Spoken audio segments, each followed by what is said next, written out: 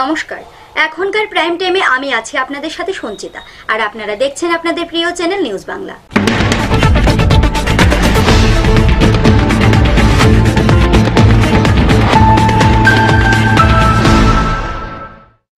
এখন খবর বিস্তারিত। জলে ডুবে মর্মান্তিক মৃত্যু হলো এক ব্যক্তির। মৃত ব্যক্তির নাম প্রদীপ সরকার, বয়স 42 বছর। ঘটনা কল্যাণপুর থানার অধীন দক্ষিণ ঘিলাতুলি পঞ্চায়েতের চনকলা গ্রাম এলাকায়। ঘটনায় এলাকায় শোকের ছায়া নেমে আসে। কল্যাণপুর থানা এলাকার দক্ষিণ ঘিলাতুলি পঞ্চায়েতের চনকলা গ্রামে জলে ডুবে মর্মান্তিক মৃত্যু হলো প্রদীপ সরকার নামে এক ব্যক্তির। তার বয়স 42 বছর। মৃত প্রদীপ সরকারের মেয়ে সহ গ্রামবাসীরা জানায়, মঙ্গলবার সকালে কাজের উদ্দেশ্যে বাড়ি থেকে বের হয়ে আর বাড়ি ফিরে আসেনি সে। অনেক খোঁজাখুঁজি করেও তার খোঁজ পায়নি আত্মীয় পরিজনেরা। বুধবার সকালে গ্রামবাসীরা প্রদীপ সরকারের বাড়ির পাশে একটি জলাশয়ে দেখতে পায় তার মৃতদেহ। মুহূর্তে চাঞ্চল্য ছড়ায় গোটা এলাকায়। খবর পেয়ে ঘটনাস্থলে ছুটে আসে কল্যাণপুর থানার পুলিশ জানায়, প্রদীপের মৃত্যু জলে ডুবে হয়েছে না অন্যভাবে ময়না তদন্তের পরই জানা যাবে। অন্যদিকে গ্রামবাসীরা জানান, প্রদীপ সরকার সবসময় নেশা করত। তাদের ধারণা, নেশাগ্রস্ত অবস্থায় পুকুরের জলে নেমেছিল প্রদীপ, আর ওপরে উঠতে পারেনি সে, সেখানেই তার মৃত্যু হয়। রাত্রিবেলা হয়তো খাইয়া যাওয়ার সময় হয়তো নামছে নাকি তার একটা বুঝা যাইতেছে যে এখানে নামছে, হয়তো কোনো উদ্দেশ্য করে নামতে পারে, উঠতে পারছে না। আমি মনে করতেছি যে কালকে মাছ ধরতে এসে মাছ ধরতে গিয়ে মনে হয় নেশা করছিল প্রচুর, তারপরে এটার মধ্যে পড়ে গেছে। তারা সুস্থভাবে তুললা দেখুক, তারা তদন্ত করে কি কারণ আছে এটার মধ্যে। প্রাথমিকভাবে তো এখনো সঠিক করে কিছু বলা যাচ্ছে না। ময়না তদন্তের রিপোর্ট আসার পরে সবকিছু বলা যাবে। সকালবেলা আমাদের কাছে একটু খবর আসে এবং দক্ষিণ খিলাতলি পুকুরের মধ্যে একটি মৃতদেহ পাওয়া যায়। এই মৃতদেহ পাওয়ার সাথে সাথে আমরা ছুটে আসি। আপাতত এখন পোস্টমর্টম করার জন্য মৃতদেহ কল্যাণপুর হাসপাতালে প্রেরণ করেছি। পোস্টমর্টমের রিপোর্ট আসার পরে বলা যাবে সঠিক কারণ। কল্যাণপুর প্রতিনিধি রিপোর্ট, নিউজ বাংলা। স্বাস্থ্য দপ্তরে নতুন দুটি বিভাগে 21 জনকে নিয়োগ করা হবে। এছাড়াও সেনাবাহিনীর জওয়ানদের ল্যান্ডের পরিবর্তে নগদ অর্থ প্রদান করা হবে। বুধবার সাংবাদিক সম্মেলনে মন্ত্রিসভায় গৃহীত এই সিদ্ধান্তের কথা জানান মন্ত্রী ভানুলাল সাহা। স্বাস্থ্য দপ্তরে কার্ডিওথেরাসি সার্জারি এবং মাস্কিউলার রেডিওলজি এই দুই বিভাগে এজিএমসিতে 21 জনকে নিয়োগ করা হবে। 10টি ক্যাটাগরিতে 21 জনকে নিয়োগ করা হবে বলে জানান মন্ত্রী ভানুলাল সাহা। এর জন্য নতুন করে খোলা হবে বিভাগ। মন্ত্রিসভায় গৃহীত সিদ্ধান্তের কথা জানান তিনি। এছাড়াও তিনি জানান, সেনাবাহিনীর জওয়ানদের মধ্যে যারা পদক পান তাদেরকে ল্যান্ডের পরিবর্তে অর্থ নগদে দেওয়ার সিদ্ধান্ত গ্রহণ করে মন্ত্রিসভা। এই ক্ষেত্রে পরিবর্তন করা হয়েছে নীতির। সার্ভিস অ্যাওয়ার্ড যারা পান তারাই এই অর্থ পাবেন। এদের নগদ টাকা দেওয়া হবে। এর মধ্যে পরমবীর চক্র পদক প্রাপ্তরা পাবেন 1,50,000 টাকা, মহাবীর চক্র প্রাপ্তরা পাবেন 1 লক্ষ টাকা, বীর চক্র 50,000, অশোক চক্র 1,25,000, কিরিট চক্র 75,000, সূর্য চক্র 40,000, সর্বোত্তম সেবা মডেল 1,25,000, উত্তম যুদ্ধ সেবা মডেল 85,000 টাকা, যুদ্ধ সেবা মডেল 70,000 টাকা করে পাবেন বলে জানান মন্ত্রী। তিনি আরও জানান, সেনা, নৌসেনা, বায়ুসেনা মেডেল 25,000 টাকা, পরম বিশেষ সেবা মডেল 1,25,000 টাকা, অতি বিশেষ সেবা মডেল 80,000, বিশিষ্ট সেবা মডেল 50,000 টাকা করে পাবেন। ল্যান্ডের ব্যবস্থা এবং পছন্দ মতো জায়গা দেওয়া সম্ভব হয় না বলেই এই সিদ্ধান্ত গ্রহণ করে মন্ত্রিসভা বলে জানান মন্ত্রী ভানুলাল সাহা। আগরতলা প্রতিনিধি রিপোর্ট, নিউজ বাংলা। বিভিন্ন মামলায় আসামিদের গ্রেপ্তার করে আদালতে প্রেরণ করা পুলিশের দায়িত্ব, কিন্তু এ যুগে রক্ষকরাই এখন ভক্ষকের ভূমিকা পালন করতে মরিয়া। এবার ভয় দেখিয়ে অর্থ আদায় করা সহ থানায় ডেকে বেধড়ক মারধরের অভিযোগে গ্রেপ্তারি পরোয়ানা জারি হলো আসামের বদরপুর থানার সাব ইন্সপেক্টর রঞ্জিত সিনহার বিরুদ্ধে। দেখুন এই রিপোর্ট। পুলিশ যেখানে আমজনতার মামলা নিয়ে আসামিদের গ্রেপ্তার করে আদালতে পাঠায়, সেই জায়গায় বর্তমানে এমন কিছু ঘটনা ঘটে চলেছে যেখানে আমজনতার অভিযোগ পুলিশ কর্মীরাও আদালতের রায়ে সাজা কাটতে হচ্ছে। এমনই এক ঘটনার খবর পাওয়া গেল আসামের বদরপুর থানার কর্মরত সাব ইন্সপেক্টর রঞ্জিত সিনহার বিরুদ্ধে। জানা যায়, কিছুদিন পূর্বে বদরপুর ভাঙা এলাকার বাসিন্দা কমরুল ইসলাম নামের এক ব্যক্তি মোজাক্কিল আলী নামের এক ব্যক্তির বিরুদ্ধে বদরপুর থানায় কোনো এক বিষয় নিয়ে অভিযোগ দায়ের করেন। সাব ইন্সপেক্টর রঞ্জিত সিনহা অভিযোগ নিয়ে অভিযুক্ত মোজাক্কির আলীকে বিভিন্নভাবে ধমকাতে থাকে এবং থানায় ডেকে নিয়ে ভয় দেখিয়ে নগদ 30,000 টাকা দাবি করে বলে অভিযোগ। শুধু তাই নয়, অভিযোগকারী কমরুল ইসলামকে থানায় ডেকে এনে বেধড়ক পেটানো হয় বলেও অভিযোগ বদরপুর থানার সেকেন্ড অফিসারের বিরুদ্ধে। পুলিশের প্রহারে গুরুতর আহত হয় কমরুল ইসলাম এবং করিমগঞ্জ জেলা হাসপাতালে চিকিৎসার জন্য ভর্তি হতে হয় কমরুলকে। এ বিষয়ে সমস্ত তথ্য প্রমাণ সহ করিমগঞ্জ সিজিএম আদালতে মামলা করা হয় এসআই রঞ্জিত সিনহার বিরুদ্ধে। সেই অভিযোগ মূলে আদালত বদরপুর থানার এসআই রঞ্জিত সিনহার বিরুদ্ধে গ্রেপ্তারি পরোয়ানা জারি করে। এ ধরনের ঘটনায় পুলিশের একাংশের বিরুদ্ধে আম জনতার ক্ষোভ বাড়ছে, এটা বলাই বাহুল্য। 27/4/2017 ইংরেজি মুজাকিরের উপরে আমি কেস নাম্বার 90 একটা কেস করেছিলাম, কিন্তু এই কেস সূত্রপাতে গিয়া মিস্টার রঞ্জিত সিনহা এসআই বদরপুর উনি গিয়ে আমাকে বললেন যে তুমি এই কেসটা উঠিয়ে নেন। বললাম যে আমি কেসটা কেন উঠাবো, তখন আমাকে মারপিট করেন উনি, আমার স্ত্রীকেও মারপিট করেন। আমার ঘর থেকে 33,000 টাকা নিয়ে যান, সঙ্গে ছিলেন আরও 2 জন লোক। তারপরে আশপাশের লোকজন আসে আমাকে ওখান থেকে উদ্ধার করে হসপিটাল নিয়ে যান। তারপরে এতদিন হয়ে গেল, উনি কেস হওয়ার পরে করিমগঞ্জে বেলবন্ডে ওখান থেকে গিয়েছেন, কিন্তু আজ দিন পর্যন্ত হাজির হননি। কিন্তু আজকে ওর নামে ওয়ারেন্ট ইস্যু হয়েছে। বদরপুর প্রতিনিধি রিপোর্ট, নিউজ বাংলা। বিধানসভা নির্বাচনের প্রাক লগ্নে শপথ গ্রহণ ও পাসিং আউট সম্পন্ন হল রাজ্যের 69 জন পুলিশের সাব ইন্সপেক্টর পদের। এর মধ্যে 47 জন পুরুষ এবং 22 জন মহিলা রয়েছেন। বুধবার কেটিডিএস পুলিশ একাডেমিতে মুখ্যমন্ত্রীর উপস্থিতিতে তাদের পাসিং আউট ও শপথ গ্রহণ সমাপ্ত হয়। উপস্থিত ছিলেন ডিজি সহ পুলিশ ও টিএসআর বাহিনীর সমস্ত উচ্চ আধিকারিকগণ। আরক্ষা দপ্তরের সাব ইন্সপেক্টর পদে মোট 69 জনের শপথ গ্রহণ ও পাসিং আউট অনুষ্ঠান হল বুধবার কেটিডিএস পুলিশ একাডেমিতে। এর মধ্যে রয়েছেন 47 জন পুরুষ এবং 22 জন মহিলা। এদিনকার এই প্যারেড অনুষ্ঠানে অভিবাদন গ্রহণ করেন মুখ্যমন্ত্রী মানিক সরকার। এছাড়াও উপস্থিত ছিলেন ডিজি AK শুক্লা, বিধায়ক হরিচরণ সরকার, মুখ্য সচিব সঞ্জীব রঞ্জন সহ পুলিশ ও টিএসআর বাহিনীর উচ্চপদস্থ আধিকারিকগণ। এই সাব ইন্সপেক্টর পদে 69 জনের প্রশিক্ষণ শুরু হয়েছিল 2016 সালের 18 জুলাই থেকে। এসআই পদে সেরা স্থানাধিকারীদের পুরস্কৃত করা হয় এই অনুষ্ঠানের মধ্য দিয়ে। পাশাপাশি পরিবেশিত হয় আত্মরক্ষার্থের প্রদর্শন।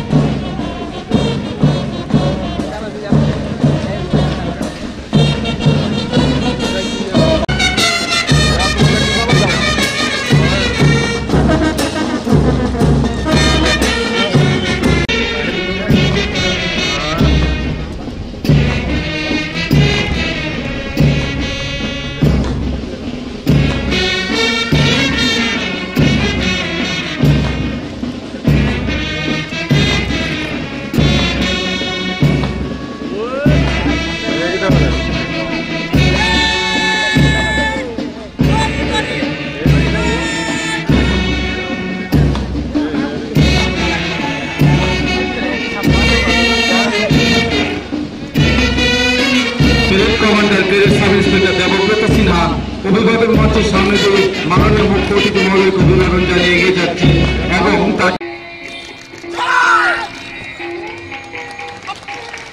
এবারে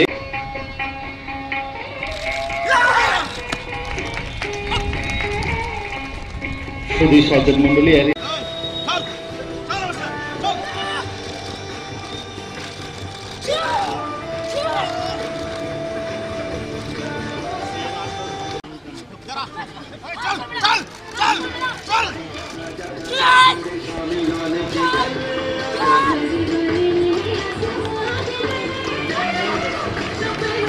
সমস্ত রকমের সংকীর্ণতার ঊর্ধ্বে থাকতে হবে সকলকে, আইন সংবিধান মোতাবেক দায়িত্ব প্রতিপালন করতে এবং যুদ্ধ বুদ্ধিমত্তার সঙ্গে ধীর ও স্থিরভাবে যে কোনো পরিস্থিতি নিয়ন্ত্রণ করার ক্ষেত্রে যথাযোগ্য ভূমিকা গ্রহণ করার আহ্বান জানান মুখ্যমন্ত্রী মানিক সরকার। আগরতলা প্রতিনিধি রিপোর্ট, নিউজ বাংলা। সময় হয়ে গেল একটি বিজ্ঞাপন বিরতির। চোখ রাখুন নিউজ বাংলার পর্দায়।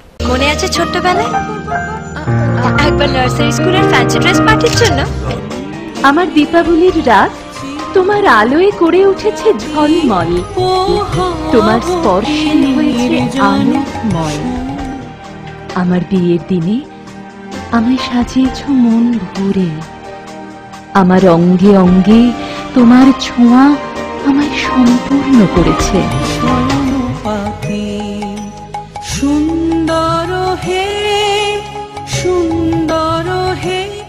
ফিরে এলাম বিরতির পর। এবার নিজের পাওনা টাকা চাইতে গিয়ে বেধড়ক মার সহ প্রাণনাশের হুমকির শিকার আসামের করিমগঞ্জ জেলার হাসান আহমেদ নামের এক ব্যক্তি। অভিযোগ দক্ষিণ করিমগঞ্জের AIUDF দলের বিধায়ক আজিজ আহমেদ খানের বিরুদ্ধে। এ বিষয়ে বিধায়কের বিরুদ্ধে আদালতে মামলা করেন হাসান আহমেদ। আসামের AIUDF এর এক বিধায়কের বিরুদ্ধে অভিযোগ তুলে আদালতে মামলা করল জৈনিক হাসান আহমেদ নামের এক ব্যক্তি। করিমগঞ্জের AIUDF দলের বিধায়ক আজিজ আহমেদ খানের উপর বিভিন্ন অভিযোগ যেন পিছু ছাড়ছে না। হাসান আহমেদ নামের ওই ব্যক্তির অভিযোগ, সে নাকি বিধায়কের কাছে কিছু টাকা পাওনা ছিল। সেই পাওনা টাকা চাইতে গেলে বিধায়ক টাকা না দিয়ে কোনো এক বিদ্যুৎ সংযোগের ঘটনা নিয়ে উল্টো চড়াও হন হাসানের উপর। এ বিষয়ে আমাদের প্রতিনিধিকে জানান। মানে হাসান আহমেদ বলে একজন পালং পাশার অভিযোগ করলেন যে দক্ষিণ করিমগঞ্জের বিধায়কের আন্ডারে উনি ইলেকট্রিক্যাল কানেকশন দিতেন ডোমেস্টিক মেইন লাইন দুটোরই, নীলামবাজার, ফারম পাশা, রূপারগুল, কেউটকুনা। তো ওনার বকেয়া পাওনা 45,000 টাকা, যেটা উনি দিচ্ছেন না। এবং সেই টাকার তাগদা দেওয়ায় গত তারিখে নীলামবাজার বাজারে খান মেডিকেলের সামনে ওনাকে শারীরিকভাবে নিগৃহীত করে বিধায়ক। তো কেসে যা সেকশন দাখিল হয়েছে আন্ডার সেকশন 420, 406, 417, 506, 323, 294, 341 IPC। এদিকে হাসানের অভিযোগ, বিধায়ক নাকি হাসানের ঘরের উপর দিয়ে বিদ্যুৎ সংযোগ দিতে চেয়েছিল অন্য এক বসত বাড়িতে। হাসান তাতে বাধা আপত্তি করায় বিধায়ক আজিজ খান তার পাওনা টাকা না দিয়ে উল্টো মারধর করেন এবং তাকে প্রাণনাশের হুমকিও দেন বলে অভিযোগ হাসান আহমেদের। তাই সে আদালতে মামলা করে AIUDF দলের বিধায়কের বিরুদ্ধে। আমার নাম হাসান আহমেদ, বাড়ি ফারামপাশা। এমএলএ সাউথর এমএলএ তাই না আমার ডাক দিন ইসুন দেখিয়া ওই ওর দিকে আয়া কইয়া ডাক দিন ইয়া কইসুন তুমি তোমার লাগা করো কারেন্ট দেও না কেন, দেও না আমি পুলিশ লইয়া গিয়া লাইন লাগাই দিই।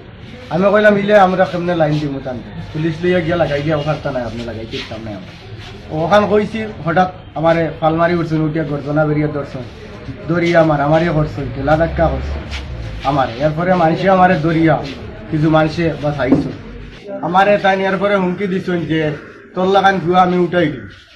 এর লাগে আমি আমার নিরাপত্তাও চাই। করিমগঞ্জ প্রতিনিধি রিপোর্ট, নিউজ বাংলা। তেলিয়ামুড়াবাসীর দীর্ঘদিনের দাবিকে সম্মান জানিয়ে বুধবার বিকেল 4টায় তেলিয়ামুড়া মহকুমা শাসকের কার্যালয়ে উদ্বোধন হল সাব ট্রেজারি অফিসের। উদ্বোধন করেন মন্ত্রী খগেন্দ্র জমাতিয়া। তেলিয়ামুড়া মহকুমাবাসীর দীর্ঘদিনের চাহিদার ফসল হিসেবে বুধবার বিকেল 4টায় তেলিয়ামুড়া মহকুমা শাসকের কার্যালয়ে উদ্বোধন হল সাব ট্রেজারি অফিসের। উদ্বোধন করেন মৎস্য সমবায় ও অগ্নি নির্বাপক দপ্তরের মন্ত্রী খগেন্দ্র জমাতিয়া। এছাড়াও অনুষ্ঠানে অন্যান্য অতিথিদের মধ্যে উপস্থিত ছিলেন খোয়াই জেলার জেলা সভাধিপতি সাইনী সরকার, বিধায়ক মনীন্দ্র চন্দ্র দাস, বিধায়িকা গৌরী দাস, মহকুমা শাসক জয়ন্ত দে, MDC ধনঞ্জয় দেববর্মা প্রমুখ। উদ্বোধনী অনুষ্ঠানে আলোচনা করতে গিয়ে মন্ত্রী খগেন্দ্র জমাতিয়া বলেন, এখন থেকে রেজিস্ট্রির জন্য খোয়াই যেতে হবে না, অনেক গরিব অংশের জনগণের পয়সাও বাঁচবে। একটি সাব ট্রেজারি অফিস তৈরি করার জন্য জনগণের দীর্ঘদিনের দাবি ছিল, তাদের সেই দাবি পূরণ হলো সাব ট্রেজারি অফিসের উদ্বোধনের মধ্য দিয়ে। আমাদের অফিসারদের সাথে এই সাবডিভিশন করতে গেলে তার পরিণামের সাথে হচ্ছে এই treasury marshal. Sub treasury marshal ইতিমধ্যে স্থাপন হয়েছে। প্রত্যেকটি কাজ কিন্তু এখানে আমরা জাহাজ জমি থেকে শুরু করে প্রত্যেকটি ডিপার্টমেন্ট তাদের আবার অ্যাকাউন্ট সবগুলোকে এখান থেকে চালু হবে এবং আগামী দিনে আমাদের ওখানে হয়ে যেতে হবে না। দেওয়ার মাধ্যমে কতক্ষণ পরে মানে আজকে আমরা শুরু করবো এই ফাংশনটা। আমরা চাই যে আগামী দিনে আপনারা সবাই মিলে এই সুযোগটা গ্রহণ করবেন। সাথে সাথে আমি একজন বন্ধু কিংবা আমাদের যারা ছাত্রীদের সঙ্গে থাকবেন তাদেরকে অনুরোধ করবেন হিসাবে আজকের দিনটি আমাদের জন্য স্মরণীয় হয়ে থাকবে, কারণ আমরা মহকুমা হিসাবে তেলিয়ামুড়া অনেক আগেই ঘোষিত হয়েছে। মহকুমার ম্যাজিস্ট্রেটের অফিসের কাজ অন্যান্য অফিস যথারীতি চলছিল, কিন্তু আমাদের ট্রেজারির একটা ছোট্ট থেকে ছোট্ট কাজের জন্য তেলিয়ামুড়া থেকে যে কোনো একজন ব্যক্তিকে কোনো ট্রেজারির কাজ করে তাকে খোয়াই যেতে হয়। কোনো দৈনিক শ্রমিক যারা যে দিন আনে দিন কাজ করে খায় তাদের পক্ষে এটা খুবই কষ্টের বিষয় যে দিন পুরা তার সময়টা যায়, পাশাপাশি তার আর্থিক যে খরচ সেটাও তার একটা সমস্যা। তেলিয়ামুড়া প্রতিনিধি রিপোর্ট, নিউজ বাংলা। টিএসআর এর 12 নং ব্যাটালিয়নের নবম বর্ষপূর্তি অনুষ্ঠান অনুষ্ঠিত হয় বুধবার। এই অনুষ্ঠানে বিশিষ্ট জনেরা উপস্থিত হয়ে টিএসআর বাহিনীর ভূয়সী প্রশংসা করেন। বর্ষপূর্তি অনুষ্ঠান উপলক্ষে নানান কর্মসূচি হাতে নেয় টিএসআর এর জওয়ানরা। অনুষ্ঠিত হয় নানা সামাজিক কর্মসূচি। ত্রিপুরার গর্বের টিএসআর বাহিনী শুধু যে রাজ্যের উগ্রপন্থা ও শান্তি শৃঙ্খলার কাজেই নিয়োজিত তাই নয়, নিজেদের জীবনকে বাজি রেখে উগ্রপন্থার সাথে দিনরাত লড়াই করে রাজ্যের শান্তির পরিবেশকে অক্ষুণ্ণ রাখার পাশাপাশি সামাজিক দায়বদ্ধতা হিসেবে বিভিন্ন সামাজিক কর্মসূচি হাতে নেয় ত্রিপুরার গর্বের টিএসআর জওয়ানরা। টিএসআর 12তম বাহিনীর নবম বর্ষপূর্তি অনুষ্ঠানে আলোচনা রাখতে গিয়ে এমনটাই বলেন রাজ্যের টিএসআর এর আইজিপি জিএস রাও। এছাড়াও এই বর্ষপূর্তি অনুষ্ঠানে অতিথিদের মধ্যে উপস্থিত ছিলেন খোয়াই জেলার জেলা সভাধিপতি সাইনি সরকার, বিধায়িকা গৌরী দাস, পঞ্চায়েত সমিতির চেয়ারম্যান অমরেশ চৌধুরী, তেলিয়ামুড়া পুর পরিষদের চেয়ারম্যান সজল কুমার দে, টিএসআর এর 12 নং বাহিনীর কমান্ডেন্ট স্মৃতিরঞ্জন দাস, খোয়াই জেলার এসপি নগেন্দ্র দেববর্মা প্রমুখ। প্রদীপ প্রজ্বলন করে এবং সাদা পায়রা উড়িয়ে অনুষ্ঠানের শুভারম্ভ করেন আইজিপি জিএস রাও। এদিনের অনুষ্ঠানে আলোচনা রাখতে গিয়ে বিধায়িকা গৌরী দাস বলেন, সারা বছরে এই বাহিনী কোনো না কোনো সামাজিক কাজ করে থাকেন, যা ভূয়সী প্রশংসার দাবি রাখে। দুর্গম এলাকায় শান্তি শৃঙ্খলা রক্ষায় যথেষ্ট অবদান রয়েছে এই বাহিনীর। আমি বলবো আমাদের সেই হেডকোয়ার্টার গন্ডাচড়া, এখান থেকে আমাদের মায়েরা, বোনেরা, ভাইয়েরা এসেছে, সেখানে কিছু তাদেরকে বস্ত্রই যাই হোক তুলে দেবেন তাদের হাতে। আমি বলবো মানুষের জন্য যে কিছু করা, যেহেতু দেশের জন্য করছে, জীবনটা বিসর্জন দিচ্ছে, দেশকে রক্ষা করা, আমাদের ছোট্ট ত্রিপুরা রাজ্যকে রক্ষা করা। এই রাজ্যের মধ্যে আজকে আমরা দেখেছি কিছু কিছু ষড়যন্ত্রকারী রাজ্যকে ভাগ করতে চাইছে, রাজ্যের জাতি উপজাতি মূর্তিকে নষ্ট করতে চাইছে, ঐক্য সংহতিকে নষ্ট করতে চাইছে। সেইটাকে ধরে রাখতে হবে, সবার সাহায্য করতে হবে। আমাদের আরক্ষা দপ্তর, টিএসআর বাহিনী, পুলিশ বাহিনী সবাই সেখানে দেখছেন, তাদের দেখতেই হবে। পরিশ্রম করছেন, জঙ্গলে কাটাচ্ছেন। এখানে বলেছেন পানীয় জলের কিছু সমস্যা আছে, তাদের বিভিন্ন রোগে আক্রান্ত হচ্ছে আমাদের টিএসআর ভাইয়েরা, চিকিৎসার পরিষেবা আছে। তবু আমরা বলবো আমাদের বিভিন্ন এলাকায় তাদের জন্য পানীয় জলের ব্যবস্থা আমাদের নলেজে যখন আসে তখন আমরা কথা বলি তাদের জলের ব্যবস্থা করে দেওয়ার জন্য। এদিন বর্ষপূর্তি অনুষ্ঠান উপলক্ষে রক্তদান শিবিরেরও আয়োজন করে 12 নং বাহিনী। 130 জন জওয়ান স্বেচ্ছায় রক্তদান করেন। পাশাপাশি দুর্গম এলাকার 50টি উপজাতি পরিবারকে মশারি প্রদান করা হয়। এদিনের বর্ষপূর্তি অনুষ্ঠানে যেন মিলন মেলার রূপ নেয়। বিভিন্ন স্টলের মাধ্যমে অতি সস্তায় বিভিন্ন সামগ্রী বিক্রি করা হয়। এছাড়াও প্রাকৃতিক দুর্যোগ থেকে কিভাবে রক্ষা পাওয়া যাবে তার উপায় হিসেবে একটি মহড়া প্রদর্শন করা হয় সেদিন। 8-9 साल के इतना छोटा टाइम में इतना काफी अच्छा काम किया बटालियन और पब्लिक की सेवा में पूरी तत्परता दिखाई दिया। मैंने देखा अपना बटालियन का जो डिप्लॉयमेंट है काफी इंटीरियर इलाका में है, जहाँ कई जगह पे पोस्ट में पानी नहीं है, बिजली नहीं है या कई बार रास्ता भी नहीं है। ये सारे मुश्किलों के बावजूद भी हमारे जवानों ने कभी हौसला नहीं छोड़ा, कभी कोई कंप्लेंट नहीं बताया। जितना भी मुश्किल है वो लोग हंसते हुए कभी हमेशा बहुत श्रद्धा और ध्यान के साथ अपना ड्यूटी निपटाया, हमेशा ऐसे ही ड्यूटी देते आया। ये उनकी स्पिरिट जो देखा मैंने, उसके लिए मैं उन सबको सैल्यूट करता हूँ और सबको शाबाशी देता हूँ। टीएसआर का आप सब लोग जानते हैं कितना। খোয়াই প্রতিনিধি রিপোর্ট নিউজ বাংলা। সম কাজে সম বেতনের দাবিতে ফের কর্মবিরতি আন্দোলনে নামলো ত্রিপুরা চটকলের শ্রমিক কর্মচারীদের যৌথ কমিটি। বুধবার যৌথ কমিটির আহ্বানে কর্মবিরতি আন্দোলনে সামিল হয়ে তারা চটকলের মূল ফটকের সামনে গণধর্নায় বসে অচিরেই দাবি পূরণ না হলে আগামীতে বৃহত্তর আন্দোলনের হুমকি দেয় সংগঠনের নেতৃত্বরা। সুপ্রিম কোর্টের রায় অনুযায়ী সমকাজে সমবেতনের দাবিতে ফের কর্মবিরতি আন্দোলনে নামল ত্রিপুরা চটকলের শ্রমিক কর্মচারীদের যৌথ কমিটি। জানা যায় সংশ্লিষ্ট কর্তৃপক্ষ 208 নম্বর বোর্ড মিটিংয়ে সুপ্রিম কোর্টের রায় কার্যকর করার সিদ্ধান্ত গ্রহণ করে বুধবার অনুষ্ঠিত হয় 209 নম্বর বোর্ড মিটিং। এরই মধ্যে এদিন ত্রিপুরা চটকলের শ্রমিক কর্মচারীদের যৌথ কমিটির আহ্বানে ত্রিপুরা চটকলের শ্রমিক কর্মচারীরা কর্মবিরতি আন্দোলনে সামিল হয়। এদিন তারা ত্রিপুরা চটকলের মূল ফটকের সামনে গণধর্নায় সামিল হন। তাদের দাবি ইতিমধ্যেই প্রকাশিত আরোপি বাতিল করে 208 নম্বর বোর্ড মিটিং এর সিদ্ধান্ত মোতাবেক বেতন কাঠামো নির্ধারণ করে 1996 সালের 1 জানুয়ারি থেকে হিসেব করে সকল শ্রমিক কর্মচারী পেনশনার্সদের পাওনা অর্থ মিটিয়ে দিতে হবে। যৌথ কমিটির কনভেনার ধনমণি সিং জানান, তাদের দাবি সহসাই মানা না হলে আগামীতে বৃহত্তর আন্দোলনে নামবে এই সংগঠন। Bureau report news Bangla. আবারও সময় হয়ে গেল একটি বিজ্ঞাপন বিরতির। চোখ রাখুন নিউজ বাংলার পর্দায়। বিশ্ববিখ্যাত নাম্বার 1 হিরো টু হুইলারের সব মডেল নিয়ে এলো ইউনিক অটোমোবাইল, যেখানে থাকছে আকর্ষণীয় সব অফার। নিয়ে যান আপনার পছন্দের যে কোনো মডেলের হিরো বাইক কিংবা স্কুটার। সঙ্গে রয়েছে আকর্ষণীয় ইজি ফিনান্সের সুবর্ণ সুযোগ। তাছাড়াও রয়েছে আপনার প্রিয় বাইকটির সুনিপুণ দক্ষ কারিগর দ্বারা সার্ভিসিং এর ব্যবস্থা। Unique automobile, jail road, Dharmanagar, Uttar Tripura. আমাদের শোরুমে কল করতে ডায়াল করুন 038222344594 অথবা 9774948473 নম্বরে, এবং আমাদের সার্ভিসিং সেন্টারে কল করতে ডায়াল করুন 232048 নম্বরে। ইউনিক অটোমোবাইল, আপনার চলার সঙ্গী।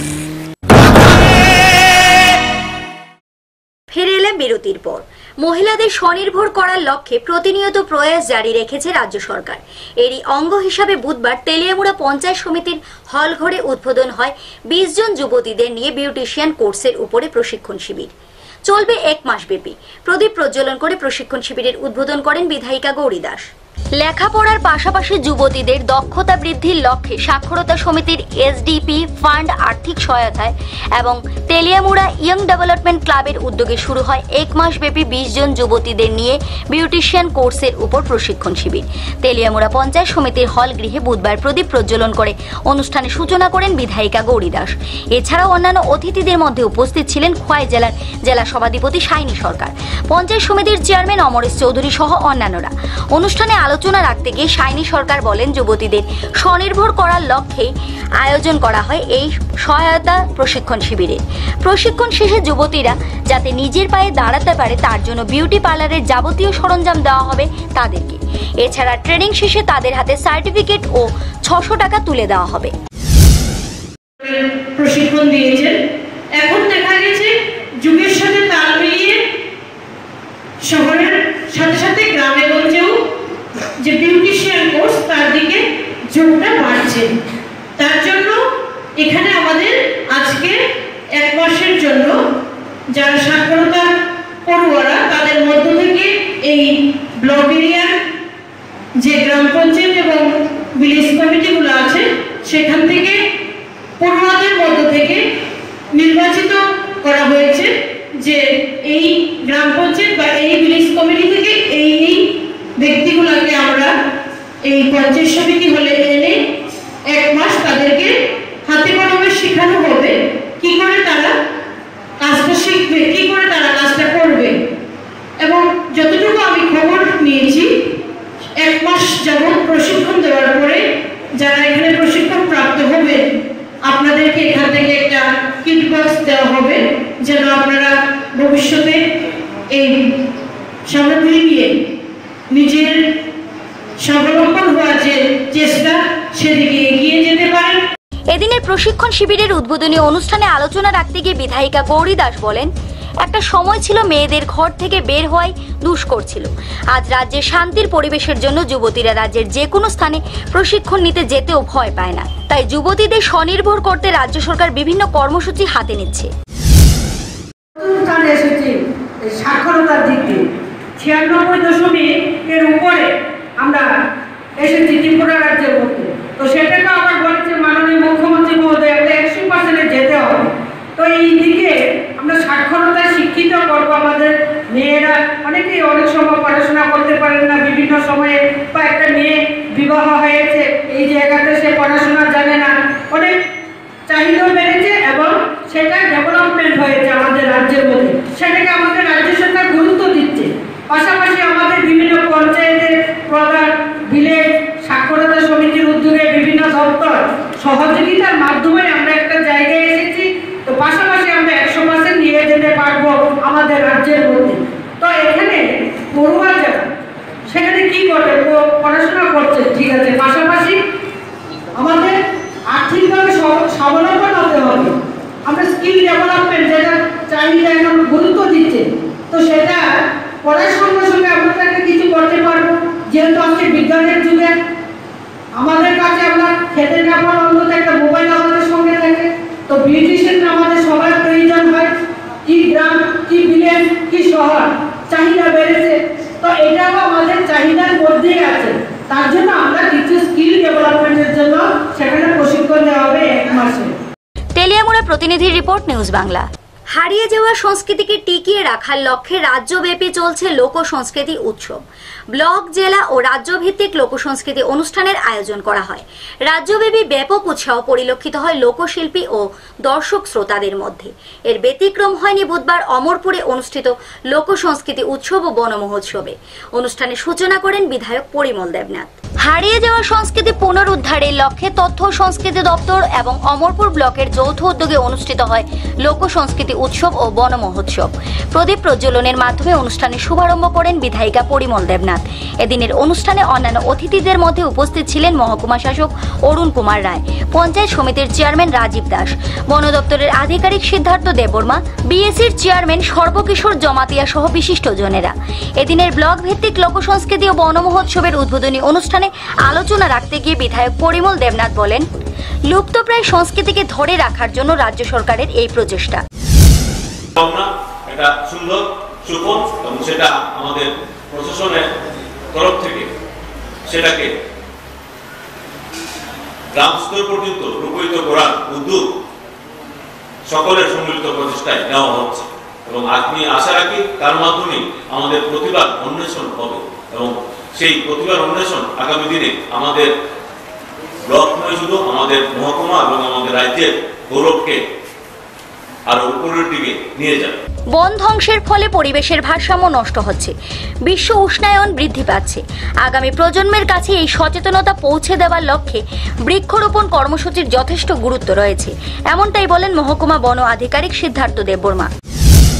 গাছ লাগানো যে এক্সিস্টিং গাছ বা যে মহল সম্পদ আছে এটাকে রক্ষা করা সবচেয়ে আগে খুব ইম্পর্টেন্ট। তো আমি এটা এক্সপেক্ট রাখবো সবার কাছে, একটাই আমার এক্সপেকটেশন থাকবো সবাই আমাদের এই প্রকৃতির প্রতি একটু যে আমাদের যে প্রেম আছে এটাকে আর একটু বেশি করে বাড়ে। আর এই যে forest conservation, wild life conservation এই দিকটা থেকে আমাদের একটু নজর দিয়ে ওইটাকে আমার দায়িত্ব সহিত এটাকে করতে পারলে আমরা খুবই ভালো হতো আমাদের জন্য, সারা বিশ্বের সবার এই ছোট্ট বক্তব্যে। এদিনের এই অনুষ্ঠানে 10টি গ্রাম পঞ্চায়েত ও 18টি ভিলেজ কমিটি থেকে শিল্পীরা অংশগ্রহণ করেন। অনুষ্ঠানে আয়োজিত হজাগিরি নৃত্য, লোকসঙ্গীত, লোকনৃত্য, সমবেত গড়িয়া, মনসামঙ্গল প্রতিযোগিতা, প্রায় শতাধিক শিল্পী অংশগ্রহণ করে। অনুষ্ঠানে সংস্কৃতি প্রেমী দর্শক শ্রোতার উপস্থিতি ছিল বেশ লক্ষণীয়। অমরপুর প্রতিনিধির রিপোর্ট, নিউজ বাংলা। বৃহস্পতিবার ধর্মনগর সার্ধ শতবার্ষিকী ভবনে ধর্মনগর ডিগ্রি কলেজের নবীন বরণ উৎসব উদযাপিত হল। অনুষ্ঠানের শুভ উদ্বোধন করেন মন্ত্রী বিজিতা নাথ। এছাড়াও উপস্থিত ছিলেন অধ্যক্ষ শম্ভুনাথ রক্ষিত সহ অন্যান্য অধ্যাপক অধ্যাপিকাগণ সহ ছাত্রছাত্রীরা। ধর্মনগর ডিগ্রি কলেজের ছাত্র সংসদের উদ্যোগে বিবেকানন্দ সার্ধ শতবার্ষিকী হলে বৃহস্পতিবার নবীন বরণ উৎসব উদযাপিত হল। নবীন আশা জাগালো জেরে আজ নতুন রঙে রাঙা তাদের সাজ। কবির এই কবিতাটিকেই যেন মনে করিয়ে দিল। এদিনের নবীন বরণ অনুষ্ঠানে কলেজের অধ্যক্ষ অধ্যাপক সহ ছাত্রছাত্রীরা উপস্থিত ছিলেন। অনুষ্ঠানে আলোচনা রাখতে গিয়ে কলেজের অধ্যক্ষ শম্ভুনাথ রক্ষিত বলেন,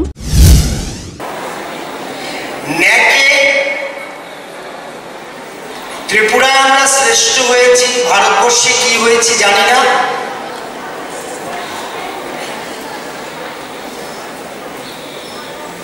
ভারতীয় বিজ্ঞান কংগ্রেসের চ্যাপ্টার তৈরি হয়েছে এই কলেজকে ভিত্তি করে।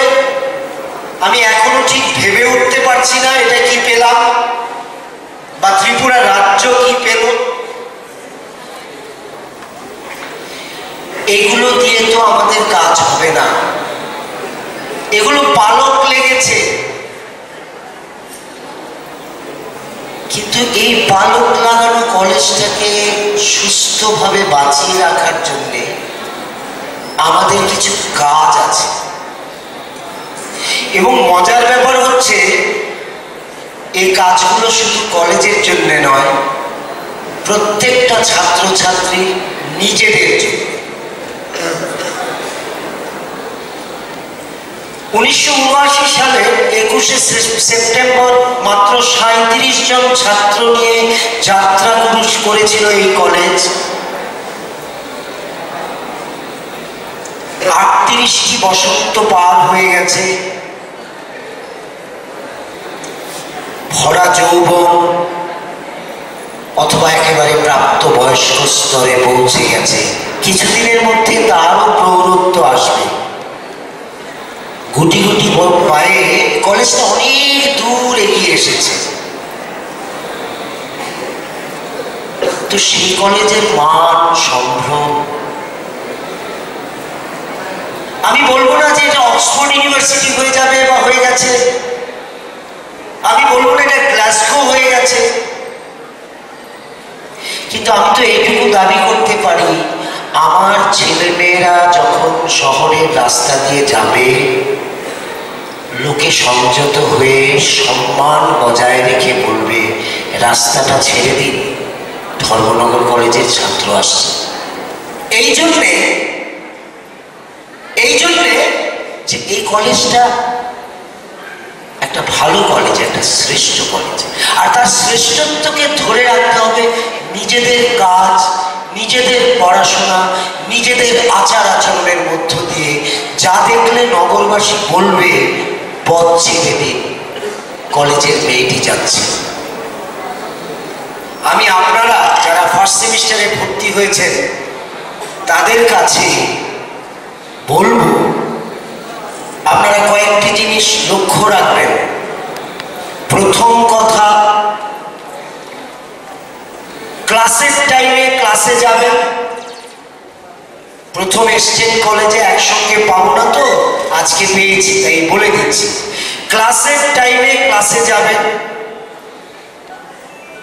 লাইব্রেরির জন্য একটু সময় রাখবেন, আর প্রাণ ভরে গল্প আড্ডা করবেন, আনন্দ করবেন, হাসি গান করবেন।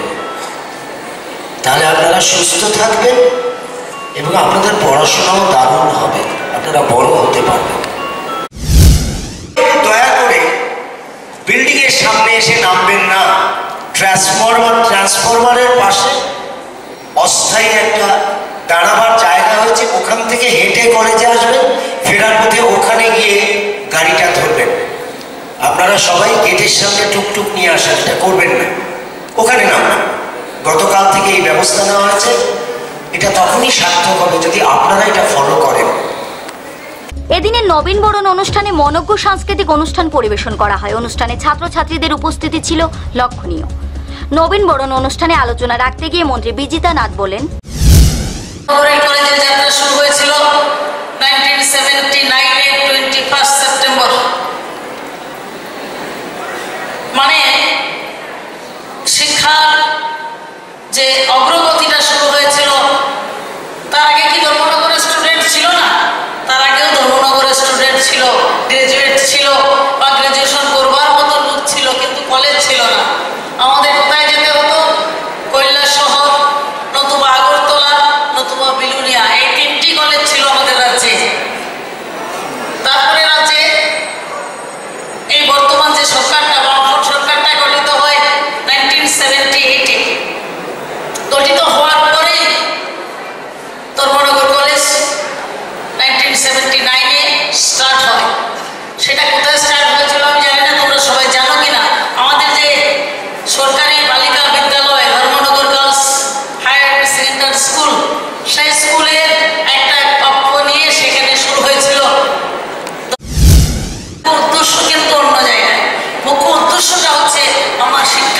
অর্জন এবং ডেফিনেটলি কোয়ালিটি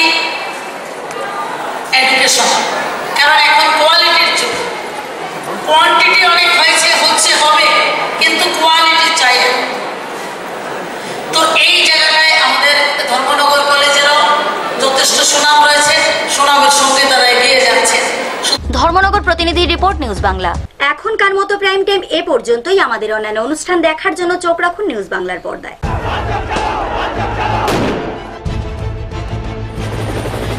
खत्म हो गया, सब खत्म हो गया। और घर यहाँ पर टूटे हुए हैं। ज्यादा नेतागिरी कर रहे हो।